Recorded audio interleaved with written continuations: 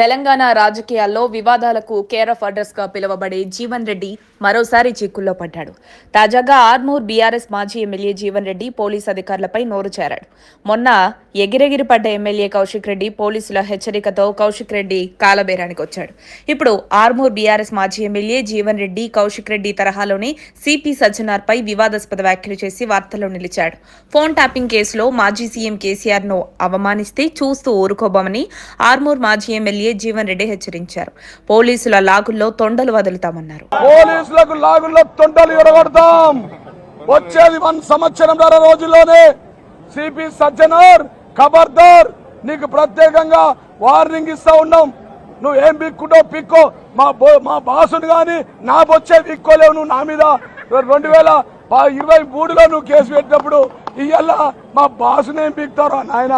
KCR SIT విచారణ నేపథ్యంలో ఆదివారం ఆయన తెలంగాణ భవన్లో మాట్లాడారు.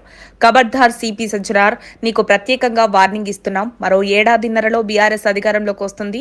నువ్వు నన్నేం చేస్తావో చేసుకో. 2023లో నాకు నోటీసులు ఇచ్చినా ఇప్పటికీ నన్నేం పీకలేకపోయావు. ఇక మా బాస్ ను ఏం పీకుతావంటూ బండబూతులు వెళ్ళగక్కాడు.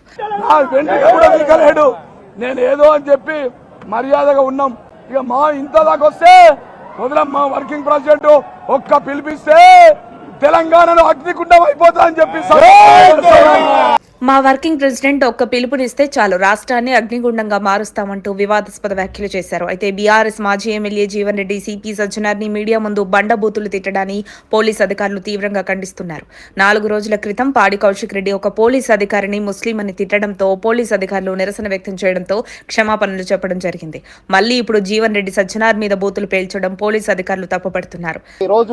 పోలీసుల పైన, యంత్రాంగ పైన, ప్రభుత్వం పైన చాలా అంటే చాలా స్టేట్మెంట్ ఇస్తున్నారు. ఇప్పుడే వస్తే ముందు కూడా లైవ్ లో చూశాను. చాలా అంటే చాలా విమర్శ చేస్తున్నారు. ఏదో తాము కట్టిన కమాండ్ కంట్రోల్ రూమ్ లో సజ్జనార్ కూర్చోవడం, సజ్జనార్ సార్ ని కుక్కతో పోల్చడం, నా వెంట్రిక కూడా పీకలేవు, మా బాస్ కి నోటీసులు ఇస్తావని పోలీస్ ఆత్మస్థైర్యం దెబ్బతినేలా అవమానకరంగా పిచ్చి కుక్కలా జీవన్ రెడ్డి మాట్లాడడం పోలీస్ అధికారులు సహా తెలంగాణ సమాజం సైతం కోపంతో రగులుతున్నారు.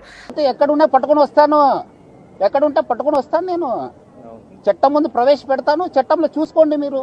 ఒక పోలీస్ అధికారిగా కేసీఆర్ ను విచారణ చేయవలసిన బాధ్యత ఆయనపై ఉంది. ఇలాంటి సమయంలో పోలీస్ అధికారుల లాగుల్లో తొండలు విడుస్తా, ఏం పీక్కుంటావో పీక్కోండి అని పోలీసులకు మాజీ ఎమ్మెల్యే జీవన్ రెడ్డి సవాల్ విసరడం అంటే ఫోన్ ట్యాపింగ్ విచారణ అధికారులను భయపెట్టడం, వాళ్ళ ఆత్మస్థైర్యం దెబ్బతీయడమే అంటూ విశ్లేషిస్తున్నారు.